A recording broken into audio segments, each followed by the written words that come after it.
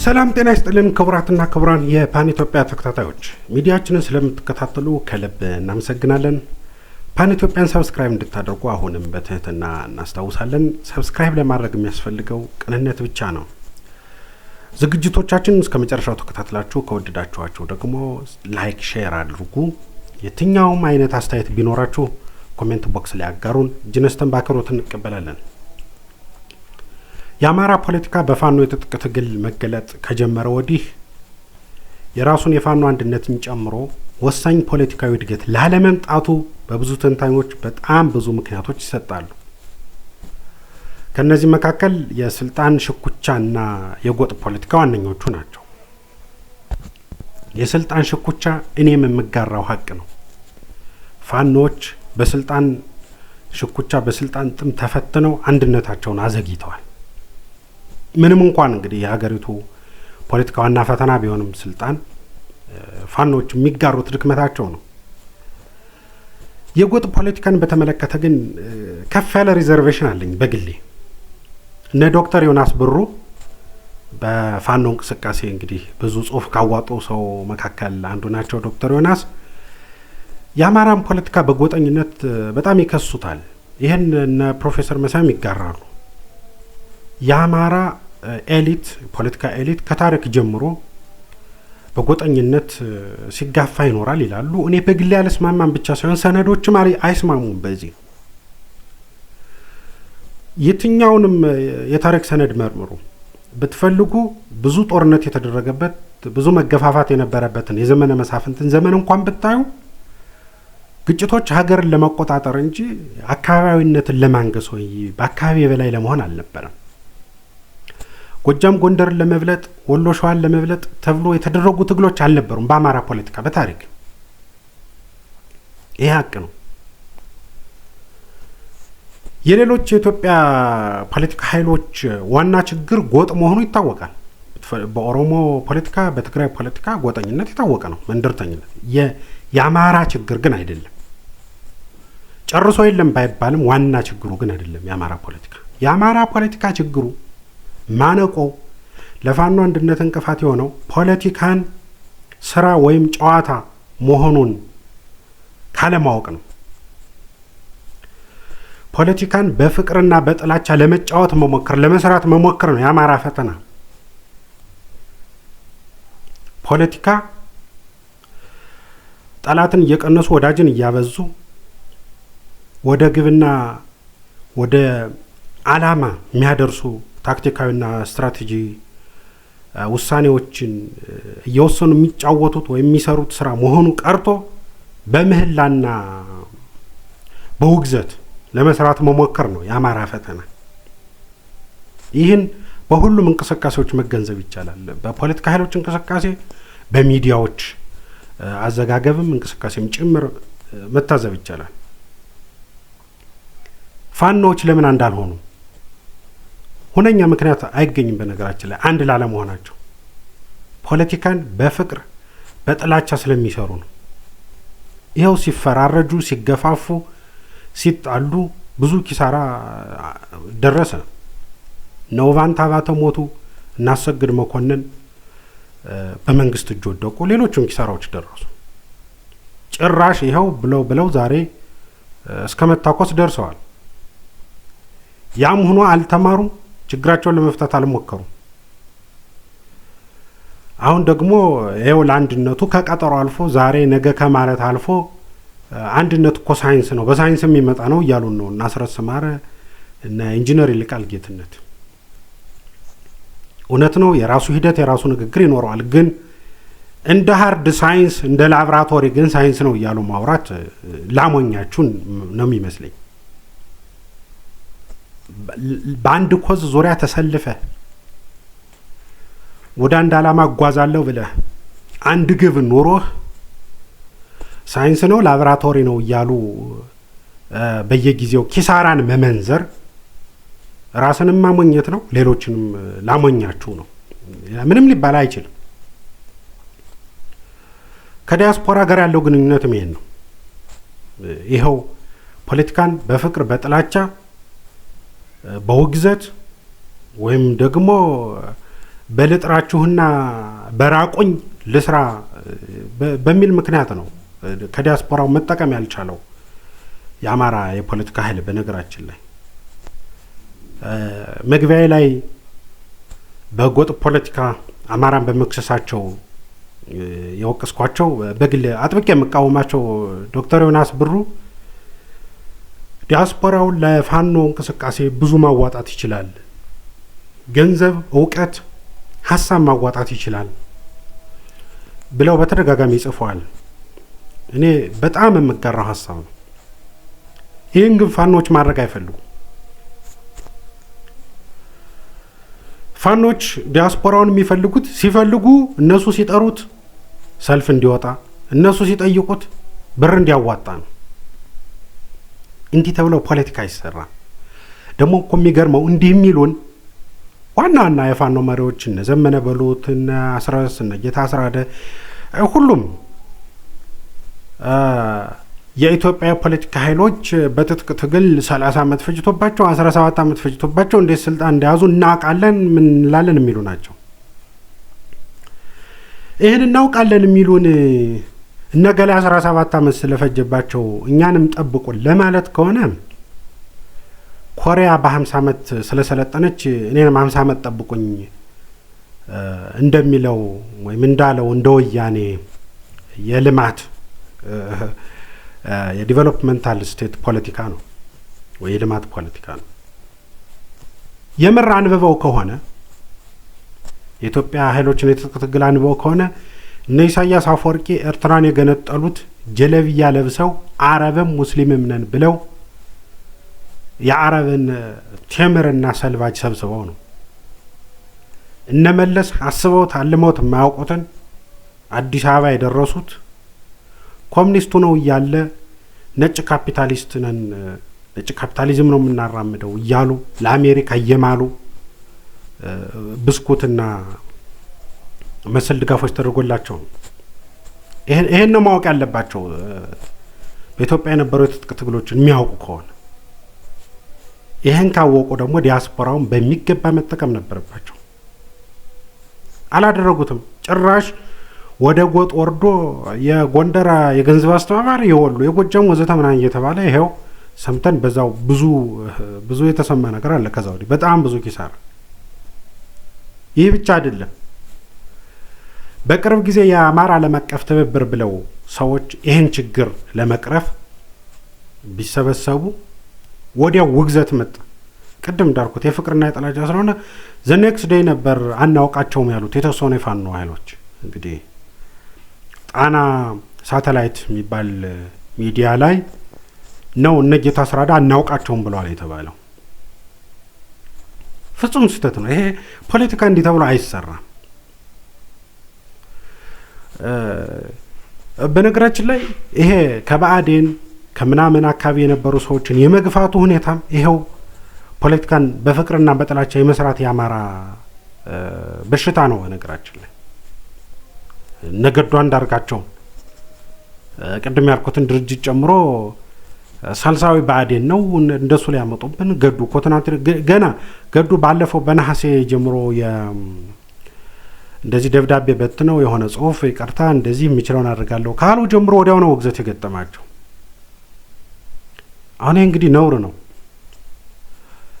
ባዕዴን እያሉ ባንዳ ብለህ መተን እንስራ ሲሉ ደግሞ የለም አሁንም ባዕዴን ነህ ሳልሳዊ ነህ ልጠልፍ ልታዝል እያልክ እንዴት ነው ፖለቲካ የሚሰራው? ለፖለቲካ ከጠቀመ እንኳን ጸጽቶኛል የቻልኩትን ላድርግ ብሎ የመጣውን ገዱን ቀርቶ ለምን ደመቀ መኮንንን ራስ አቶ ተውተውም ከጠቀመ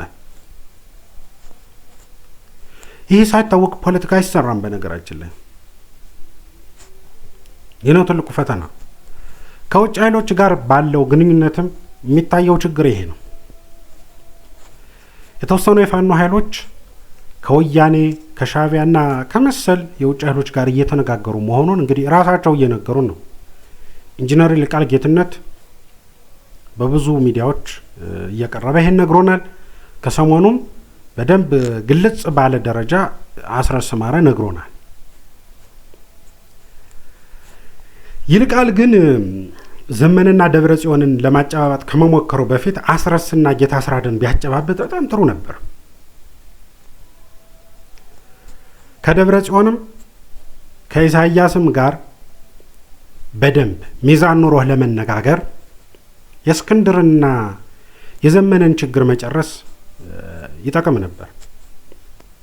አሁንም የሚጠቅመው እሱ የውስጥ ጉዳይን ጨርሶ ሲሆን ነው። እንግዲህ ፖለቲካ ዌይት ነው፣ ፓወር ነው፣ ባለህ አቅም መሰረት ነው፣ ባለህ አቅም ልክ ነው። ይሄ መቼም ሀሁ ነው።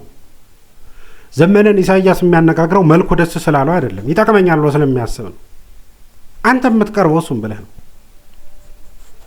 ስለዚህ መጀመሪያ የቤት ስራህን ጨርስ። እንዲሁ ለሞራልም ቢሆን አሁን በእውነት ይልቃል ጌትነት ከብዙ የውጭ ኃይሎች ጋር ስለሚደረግ ግንኙነት እንዲሁ በጥሩ ሁኔታ ሲያወራ እንደዚህ እንሰማዋለን። እንዲሁ የውስጥ ችግሮች ላይ የምር ለምን አይሰራም? እየሰራ እኮ ሊሆን ይችላል። እሱ ላይ በደንብ አጥብቆ ለምን አይሰራም? እንዲሁ በተለይ ይሄኛውን ሚዲያ ከማውጣት በፊት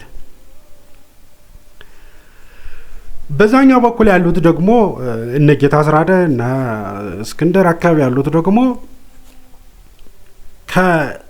ከታሪካዊ ጠላቶቻችን ጋር የሚደረግ ስምምነት የሚደረግ አብሮ መስራት ምናምን ደግሞ እያሉ ይኮንናሉ። እንግዲህ ያው ፖለቲካን በፍቅርና በጥላቻ የመስራት ስራ ማለት ነው። በወግዘት በምህላ ታሪካዊ ጠላት ምንድን ነው? እውነት ነው አማራም ኢትዮጵያዊም ሳይሆን ማንነት አልባ እንዲዋትት ያደረጉት ተፈትኖ እንዲቀር ያደረጉት ነው ወያኔና ሻዕቢያ ናቸው። ግልጽ ነው። የራሱ ጥፋት ተጨምሮበት የራሱ የአማራ ጥፋት ተጨምሮበት ነው። ግልጽ ነው። እነሱ ናቸው። ግን ታዲያ እስከ መቼ ነው ጠላት የምትላቸው? ለምንህስ ነው ጠላት የምትላቸው? እንዴ ባናደደህ ሰው ሁሉ ዘገር ነቅንቀህ ይሆናል እንዴ? ቢያንስ ተራ በተራ መግጠም እኮ ያስፈልጋል። ይችን ታክል እንኳን ስልት እንዴት ይጠፋል ለፖለቲካ? በነገራችን ላይ ገሌን ገጥሜ ገሌን ላቆየው ታክል ብስለት እንኳን እንዴት ያጣል ሰው? ዝም ብሎ ባናደደው ሰው ሁሉ ዘገር አይነቀነቅም። ታሪካዊ ጠላት ታሪካዊ ወዳጅ የሚባል ነገር የለም በፖለቲካ። እንደው አሁን እስቲ አሁን የኢትዮጵያ ለምሳሌ እንደው ታሪካዊ ጠላት ልትባል የምችል ረጅም ጊዜ ጥሩ የማይባል የዲፕሎማሲ ግንኙነት ያላት ከኢትዮጵያ ጋር ግብጽ ነች። ግን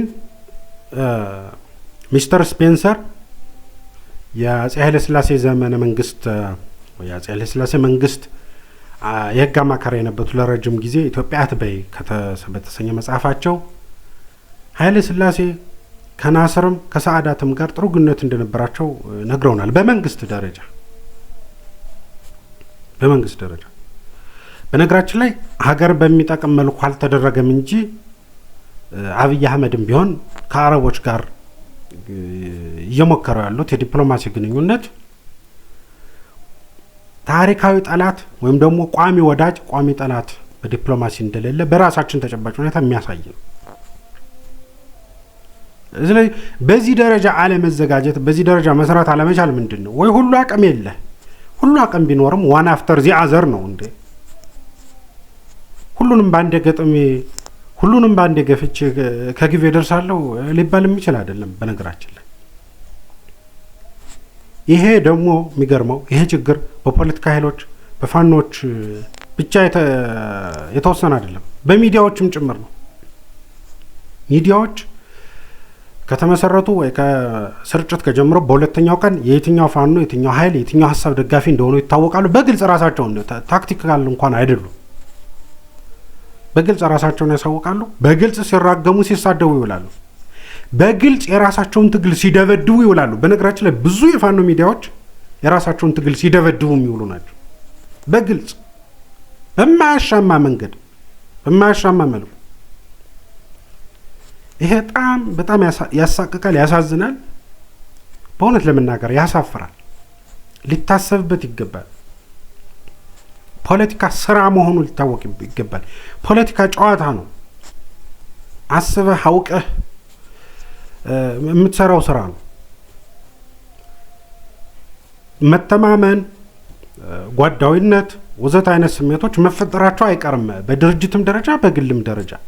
ያም ግን በሐሳብ በታክቲክ በስትራቴጂ በሚፈጠሩ ግንኙነቶች ምክንያት ነው እነሱን ተከትሎ የሚመጣ ነው ሌላው ነገር ሁሉ እንጂ ዝም ብለህ መጀመሪያ መልካቸው ደስ ከሚለኝ ጋር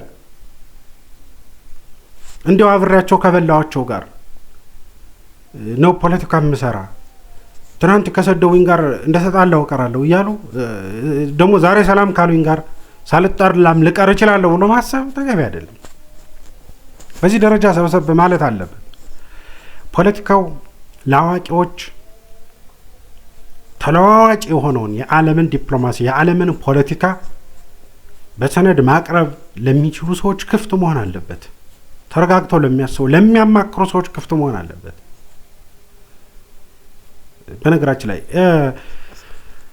ዝም ብሎ አዋቂ መምሰልም ተገቢ አይደለም። በነገራችን ላይ ስልጣንና ፖለቲካ አይገናኝም። ፕሮፌሰር መስፍን የሚሉት አንድ ሀቅ አለ 1983 ላይ ለመለስ የነገሩት ስልጣን እኮ እውቀት አይደለም፣ ስልጣን ስላላችሁ የሌለ እውቀት ነው አትበሉን፣ ለባለሙያዎች ተውት ብለውት ነበር። ከዛ ጊዜ አንስተው ሁሌ የሚያነሱት ሀሳብ ስልጣን ልትይዙ ትችላላችሁ ብዙ እውቀት የሌላችሁ ሰዎች። በነገራችን ላይ ግን በአዋቂ ሰዎች ተደገፉ። በቃ እናንተ ወይ ሚሊታሪ ስለምትመሩ ወይ የሆነ ነገር ስላስተባበራችሁ የሆነ ድፍረት ስላላችሁ ወይ በሌላ ምክንያት ስልጣን ልትይዙ ትችላላችሁም ያዙ። ግን አዋቂ መምሰል አይጠበቅባችሁም ወይ መሆን አይጠበቅባችሁም።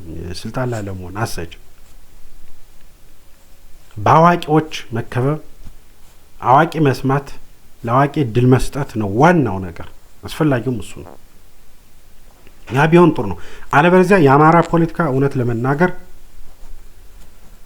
እንኳን አብሮት የሚሰራ ሊያገኝ እንኳን ገበያ ሊያገኝ ራሱን ማቆም ራሱን መሰብሰብ አቅቶት አይወድቁ አወዳደቅ መውደቁ አይቀርም። በዚህም ታሪካዊ ኪሳራ ያስመዘግባል በእርግጠኝነት። ከዛ እንደ በሌሎች ፖለቲካ በመኢሶን በኢሃፓ እንዳየ ነው በተለይ መጸጸት፣ መወጋገዝ፣ መሰዳደብ፣ መረጋገም ይከተላል ማለት ነው። የቻለ በጽሁፍ ያልቻለ ደግሞ በሚዲያ በዘለፋ ያ እንዳይሆን ያሰጋል። ያ ከመሆኑ በፊት ማሰብ፣ ለተከፈሉ መስዋዕትነቶች ዋጋ መስጠት፣ ማስተዋል፣ መስከን፣ ህዝብን ማክበር፣ ጊዜውን ሁኔታዎችን ማንበብ እና ማቹርድ መሆን ብቁ መሆን። የትኛው ስታተስ በነገራችን ላይ የሚፈልገው የራሱ ማቹሪቲ አለው። ትግል የሚመራ ትግል የሚሰበስብ ሰው በዛ ደረጃ የሚጠበቅበትም ማቹሪቲ፣ ብስለት፣ ስክነት መገቤት አለበት። መሞከር፣ መታገል ያስፈልጋል። መመካከር፣ መነጋገር ያስፈልጋል። እንዲህ ዝም ብሎ በደመነፍስና በመንጠራራት የሚሆን ነገር የለም። ይሄ የግድ ልብ ሊባል የሚገባ ነው። በሁሉም ዘርፍ በእውነት ለመናገር በፋኖ ዙሪያ በአማራ ፖለቲካ ዙሪያ ለተሰባሰቡ ሁሉ ሚዲያዎችን ጨምሮ ይህን ማለት እፈልጋለሁ። እውነት ለመናገር ይህ ካልሆነ እንዳልኩት አይሆኑ መሆን አይቀርም ለማለት ነው። ይህን ያክል ካልኩ ይበቃል። ዝግጅቱን ስለተከታተላችሁ ከልብ አመሰግናለሁ። ሀሳብ አስተያየት ካላችሁ አጋሩን። ሰብስክራይብ፣ ላይክ፣ ሼር ማድረግ አትዘንጉ። መልካም ጊዜ